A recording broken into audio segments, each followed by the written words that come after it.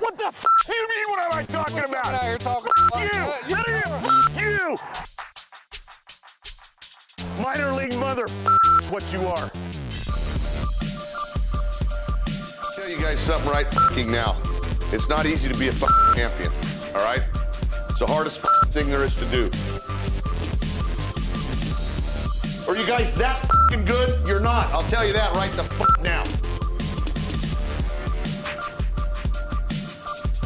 Wise up.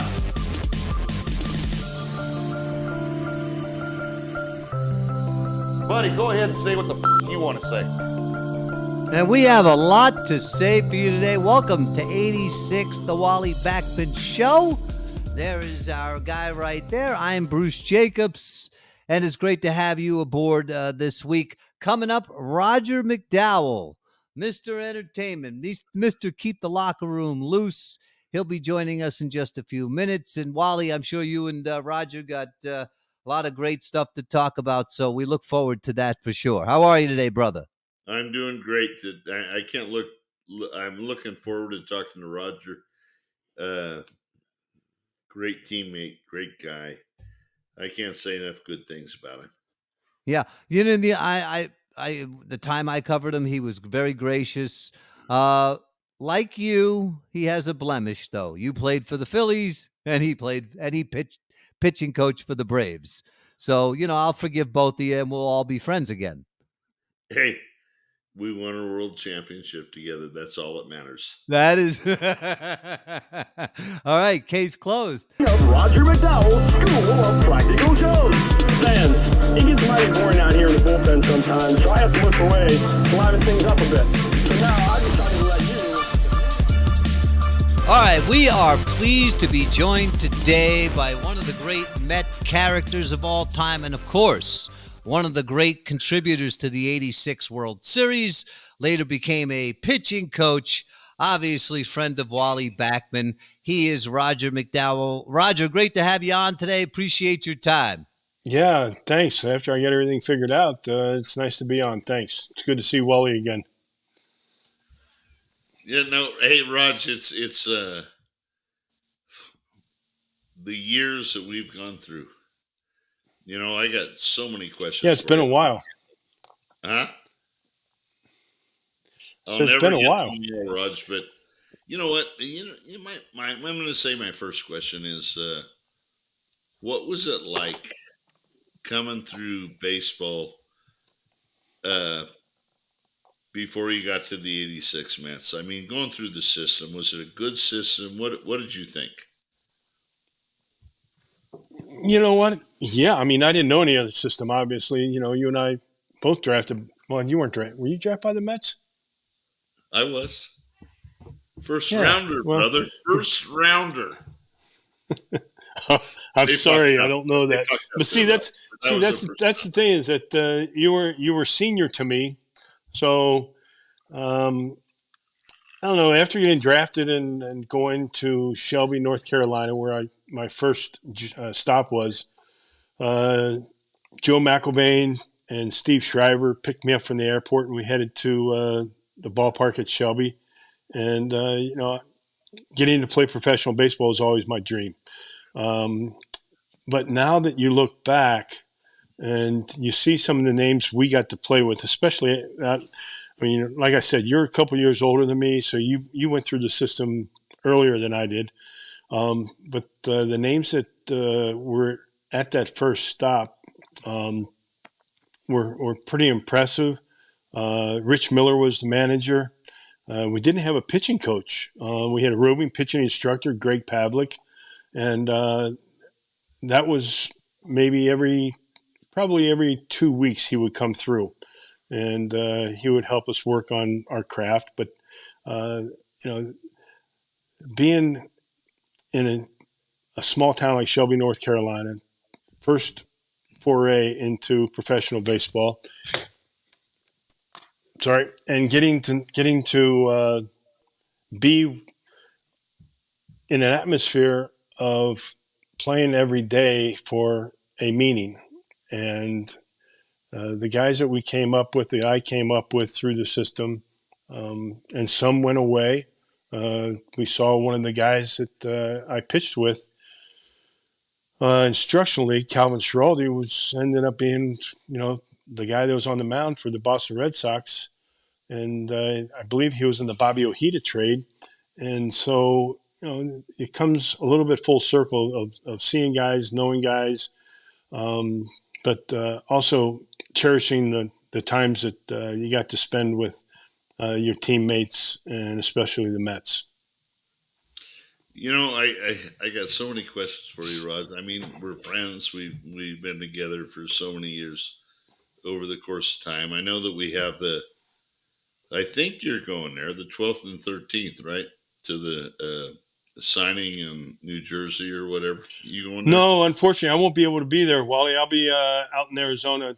There's Major League Baseball has a showcase for international players, and I've gone out there the last couple of years, and unfortunately, it falls on that time period when I will be in Arizona. So I'm not going to get to see you guys this time, but look forward to the next time. No, I know we always have a good time when we do that stuff, but Raj, what do you think about? I want to go to your coaching career here shortly, but what do you think about some of the things with the game-changing things? And, you got the ghost runner on second base. I can go on and on and on. I could go about you and Jesse moving from right field. I don't know if it's 85 or 86 when we had Rusty Staub. Yeah, that was 86 in Cincinnati. It was 86. Tell me about that, because we were good, but Davey had some different things about him that when he did that, it was like we're all looking as players playing on the field going, what the fuck? Well, that wasn't so much my sentiment. It was like I get to play the outfield, which I always do it. And you knew that Jesse and I, during batting practice, we shagged all 3 rounds. That was how we got our running and our conditioning in, and it was fun. We made it fun. And obviously when the outfielder was in, if it was Darryl in right and Mookie or Lenny in center, and whether it's George Foster or Lee Mazzilli in left, when they needed to get their work in, we had to go cover the other 2 fields.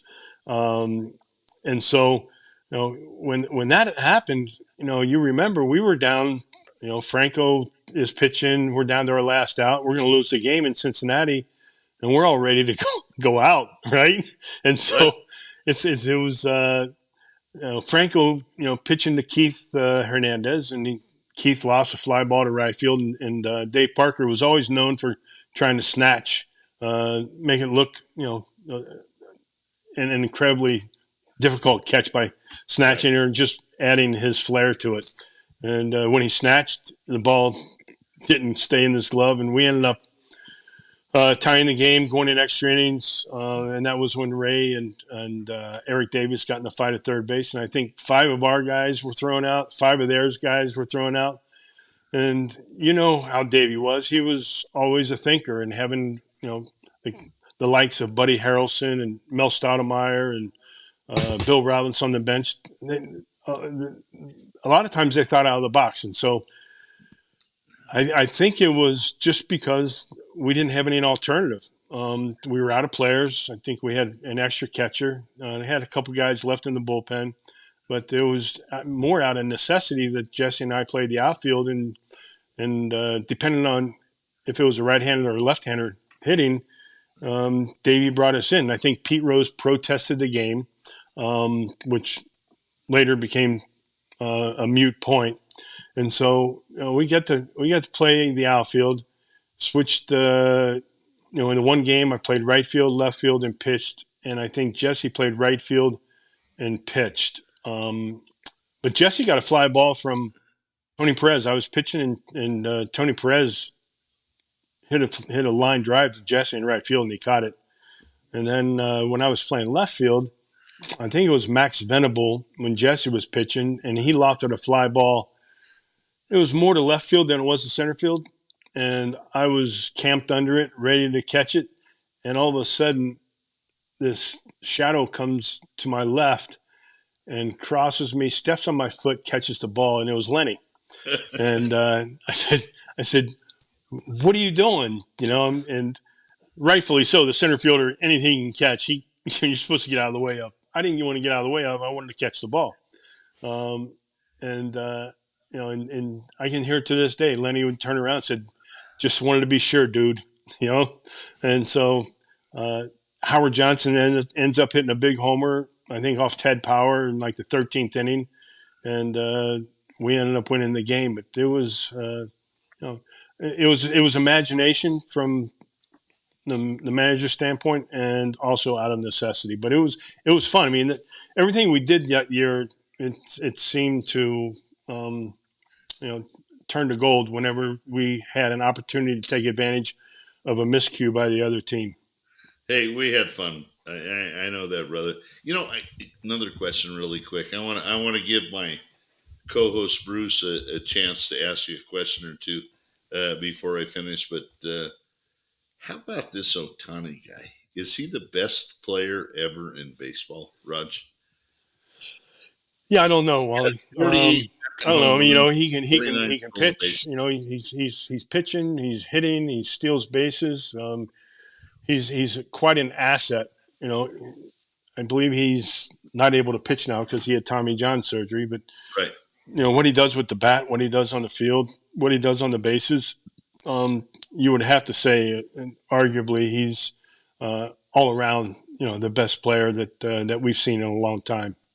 You know what's funny, Raj, is I think that, and you were a reliever. You closed, you set up. You and Jesse were unique, but for what you guys did, everything that you guys did, it was so unique that people don't understand the importance of really what you did. But I mean, I do as a player and a former teammate, but the things that you guys did during certain times was so unique. It won us a championship. Trust me, I try to tell everybody that winning a championship comes from 25 guys. And it could be two guys together. It's parts of everybody. And what Correct. you guys did, when I look at the record, it's 22. Well, you know what? It's pretty much, it's a sum of all pieces. I mean, it's like you said, it was 25 guys, and we had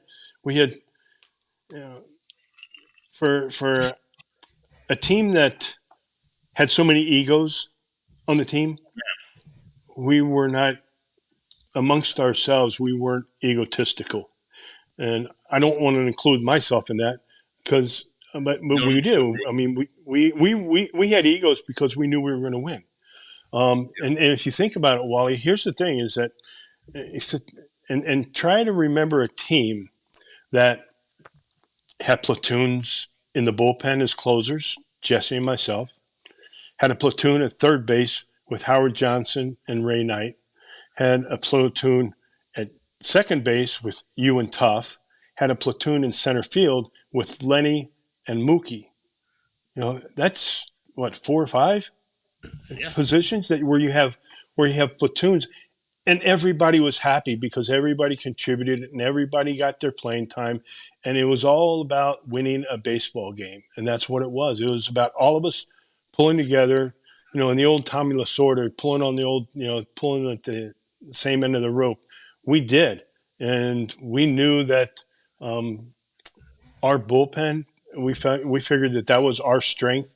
And if we got into another team's bullpen, that the advantage Mets, because you saw a little bit or a lot of it in the playoffs with Houston when we got into their bullpen and we were able to get out of Mike Scott and out of Bob Nepper. So it was quite a year and quite a team, and I think that's why the city of New York gravitated so well to that team, is because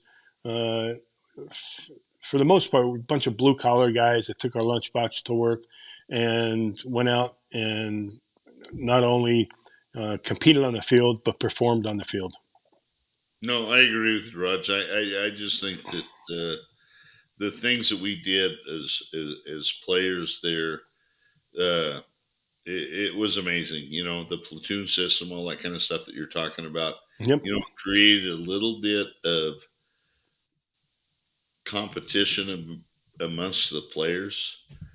Sure. I would have loved to see you say 50 games that year, but the way that Davey did that stuff, it was pretty impressive because it won us a championship. I mean, I wear my ring every day. So Yeah.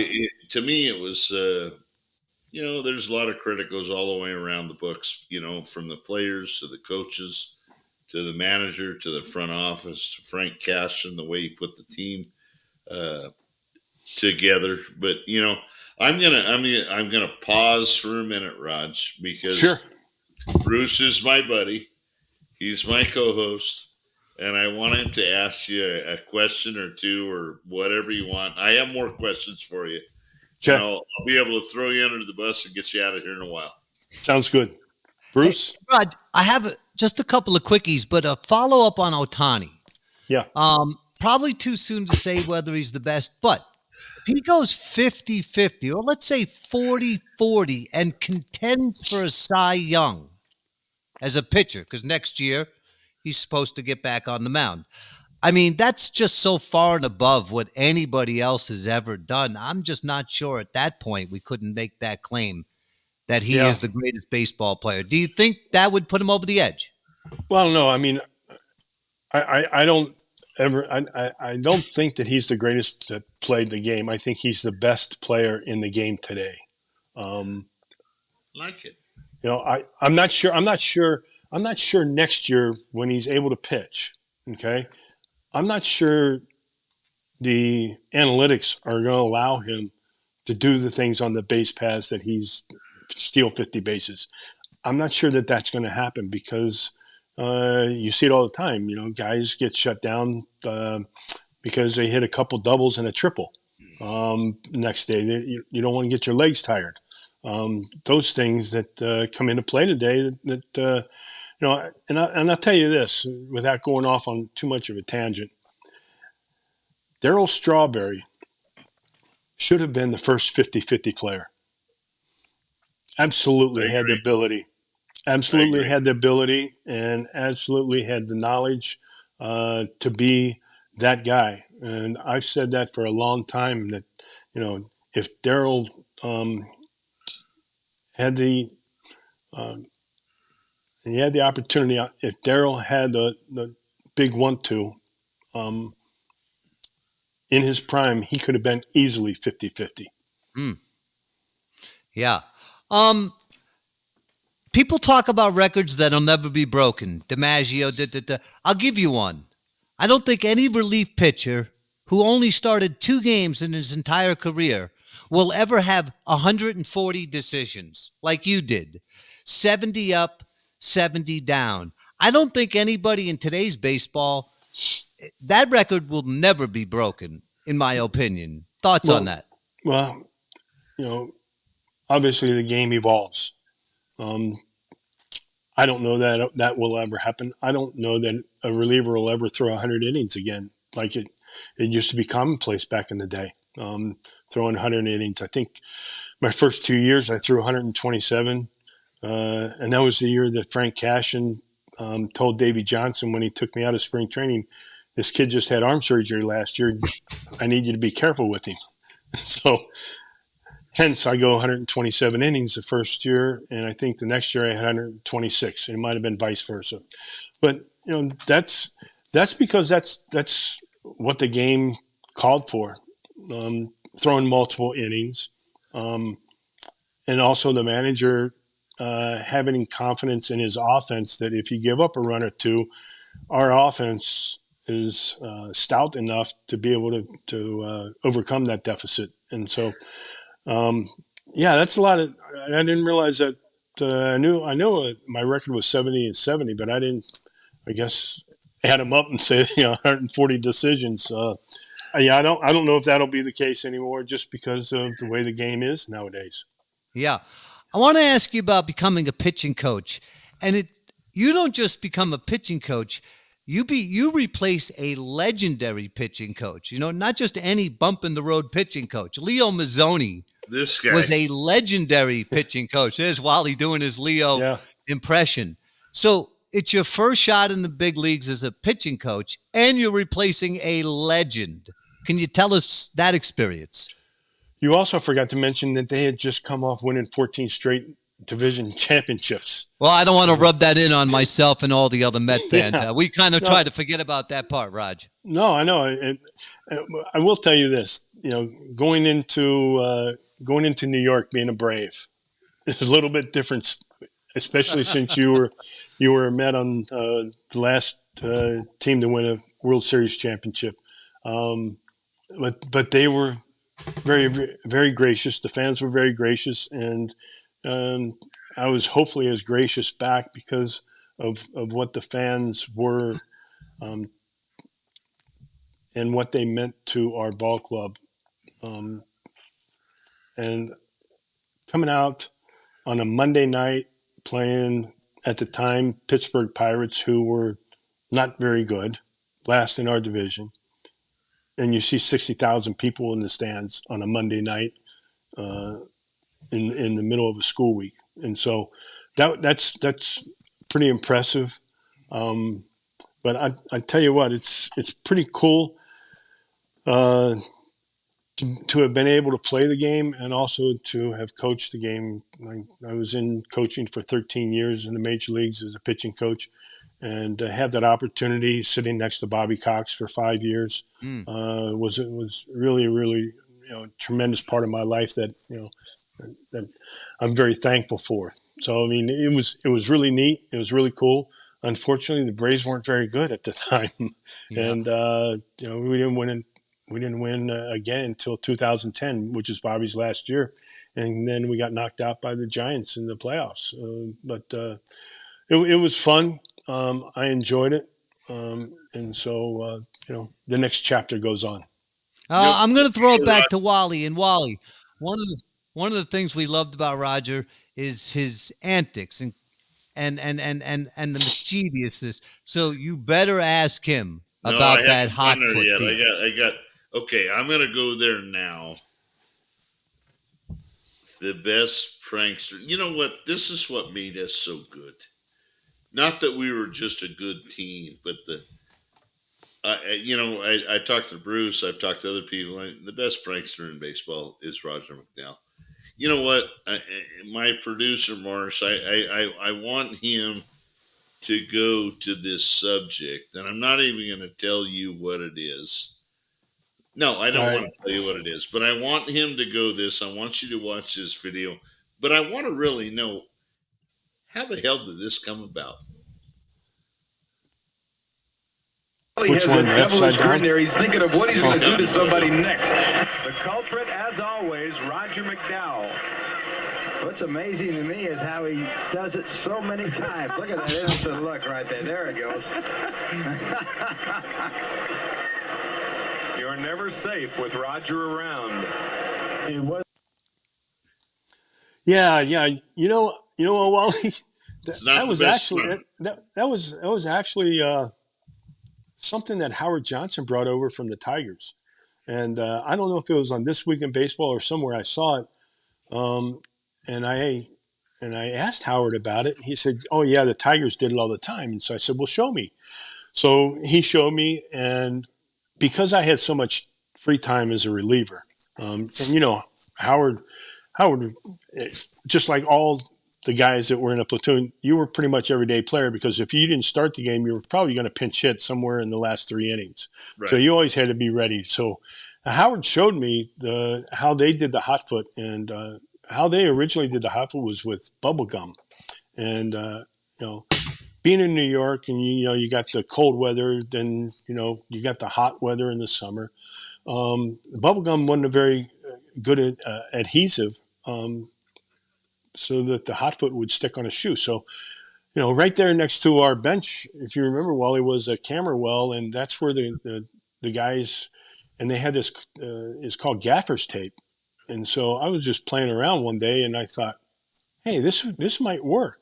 Instead of gum, this might work. And that's how we were, and with Howard's help, we were able to perfect the hot foot to a degree that not only would the cigarette stay lit long enough to light the matches, but also the adhesive to stay on the shoe. The one that was really good was the one in Cincinnati with Bill Robinson at first base during the game when Bill Robinson went to first base and the hot foot went off in the middle of the net. I think it was Gary Carter's at bat, and Pete Rose had seen what was going on for however reason. I guess because he sees everything on the field.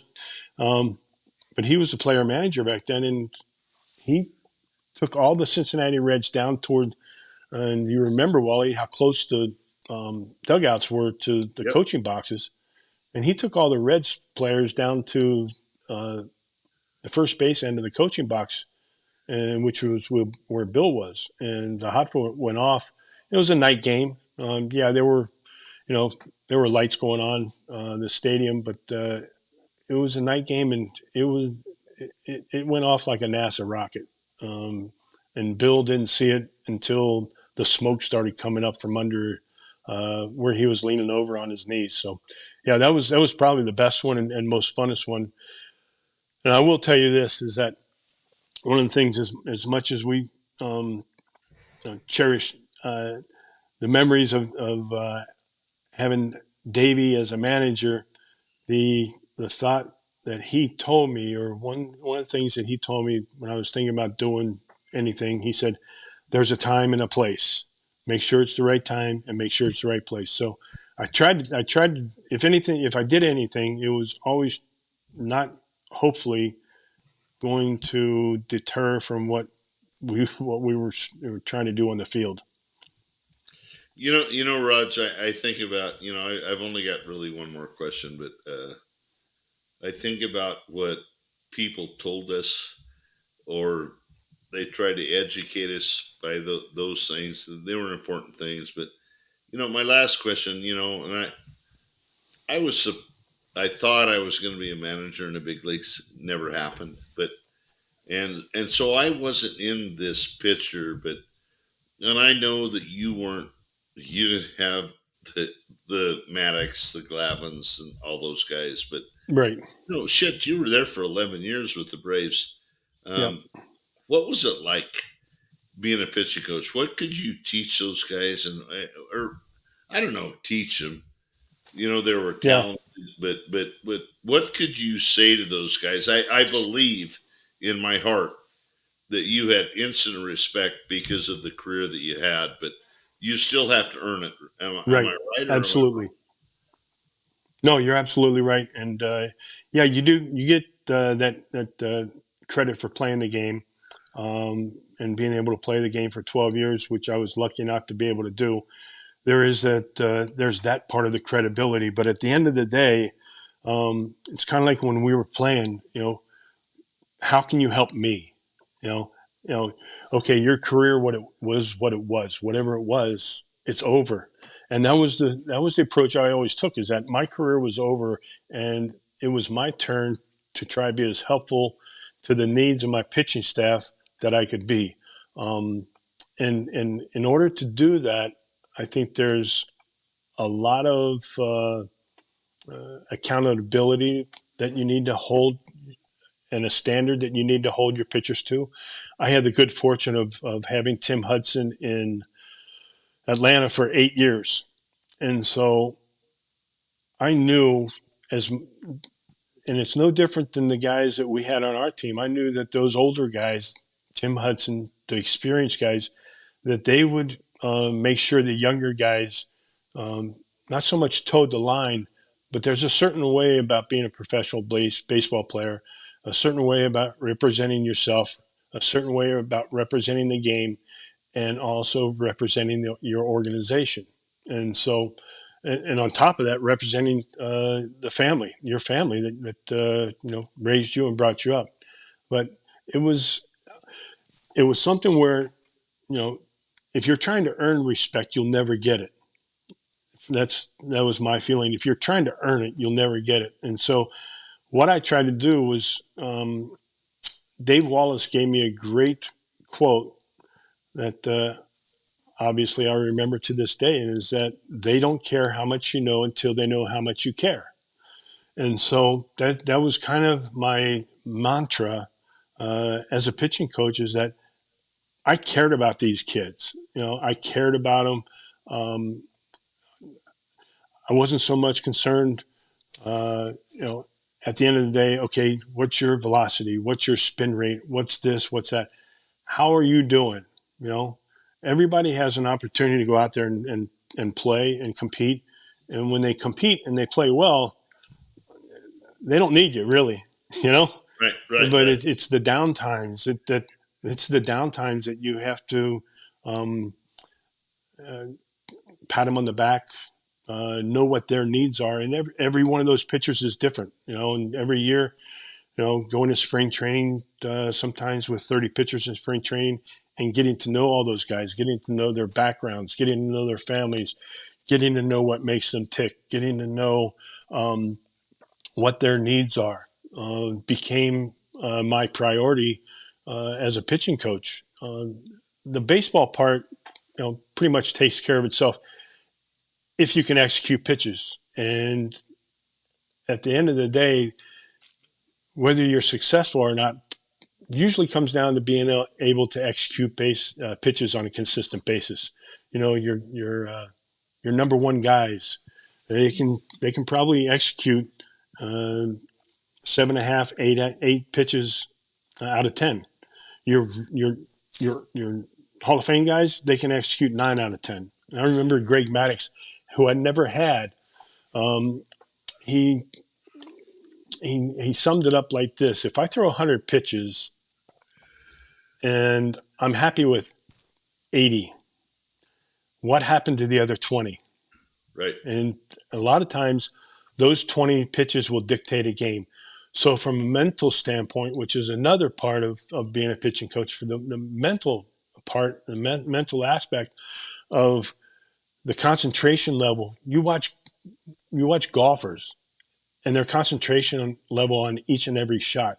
It's the same thing with baseball. You don't know when those 20 pitches are when you're in competition.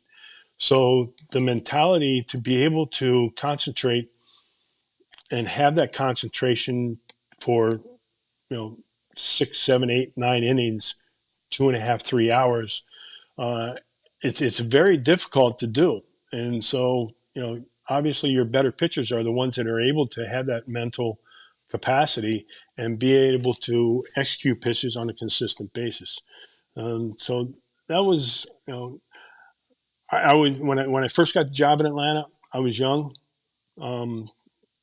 and I learned so much, just like we learned as players. I learned a lot as a pitching coaches from the players that I was able to coach. And so, hopefully at the end of the year, your pitchers, each one, they're better than when they started the year. That was one of the things that Terry Collins, who was our field coordinator in Los Angeles when I was a minor league pitching coach, that was one of the things that he said. He said, just make sure your pitchers are better at the end than they were at the beginning. And, that's what I always try to do. I mean, it's a process. When you're trying to get a Mike Foltynewicz, who never threw a slider, to get him to throw a slider at 88, 89 miles an hour, but he doesn't know the field, doesn't know the release. And so at the beginning of it was, we're going to throw it at a lesser speed. We're going to throw it at 82 miles an hour. We're going to throw it at 83 miles an hour. Okay, so now once we get the feel and we get the release and we get confidence, because as you know, going out there and having confidence in a pitch that you're trying to throw, it's not all that easy just to say, hey, go throw this pitch. There's a confidence level that is needed to be able to execute pitches. And so by the end of the year, that slider was 88, 89 miles an hour, but it was a 5-6 month process in knowing that there is an end game. And I think that's the biggest part, and I don't know how it is in today's game. I don't know if there's, I don't know if it's, instant gratification. We need this done now. or if the knowledge is that there is a process involved, because they're human beings. These kids have a heartbeat, and you have to. That's the one thing to understand is that they are human. They're going to make mistakes, and they're going to make errors. And as much as we, as instructors, much like our own kids, want to limit that time in between, it's difficult to do. No, Sorry, I was very long-winded there. No, that's all right. I agree with you, Roger. I think that, you know what, and I truly believe as long as I managed in the minor leagues, thought I was going to get a big league chance, but I didn't. But the analytics are big, but it can be so bad at times because, you know what, you can't grade the heart. You can't grade the person's brain, which I think is a lot, but analytics are good for baseball. I've always believed in them. They've always said that I was an old school guy, and I used every analytic that I thought would make the team better. But, you know, I mean, absolutely. I have one more. Well, you know what, Wally, you're doing a disservice to the kids if we don't use them. You know, if they're not used. But also, but there is a value to experience and to knowledge. You know, and you see a player, you see a pitcher, you know, and you say he reminds me of Ray Burris, and these kids today are going, "Who the hell's Ray Burris?"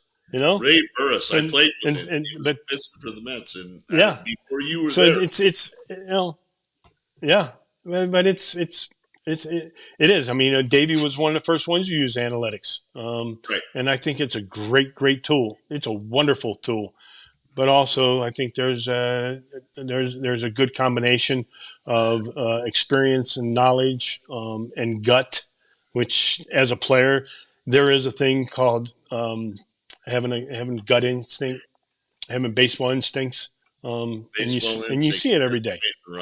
Yep.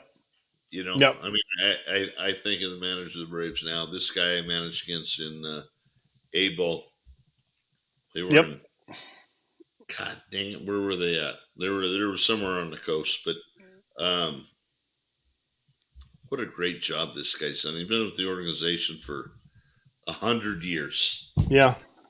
And Snitker has done a great job. We had so many conversations, but do you think if you go to the pennant race, they're 2 games out right now? Yeah. From the Mets. I think the guy's good enough to overcome it. I don't want him to because I want the Mets to win, but he's pretty fucking good. Yeah. Well, you know, the thing is that you're pretty good when you have pretty good players. It's like us in '86. We had pretty good players. You know, analytics are a lot better when you got good players. You know, and so at the end of the day, you know, I don't think I don't know. I mean, it's I don't know. Sometimes, you know, after you win so much, there's some complacency and expectation that it's just going to happen. And then you know, you got the upstart guys. It was like before I got to New York, it was like when you guys had the battle with the Cubs in '84. I mean, you know, they were a pretty good team, and you know, the Mets were on the uptick. And next thing you know, for the next 3, 4, 5 years, the Mets are the team in baseball and the National League East specifically that are the team to beat. And so, you know, it's there's timing for everything, and hopefully this will be the Mets' time. All right, Raj. Hey, you know what? I don't know. All right, brother. Bruce has another question. I'm going to end it with Bruce, but I want. No, listen. I'm with Wally. I'm sorry, but I apologize, Wally. It was great, Roger. Thoroughly enjoyed having you on. Love to listen to you and Wally. All right. Thanks a lot, guys. Wally, good to see you again, brother, and I'll see you next time. You sucked, Rod. You sucked today. You sucked. Thanks. I appreciate it. I love you, though, brother. Yeah. I love you, too. All right. Yeah.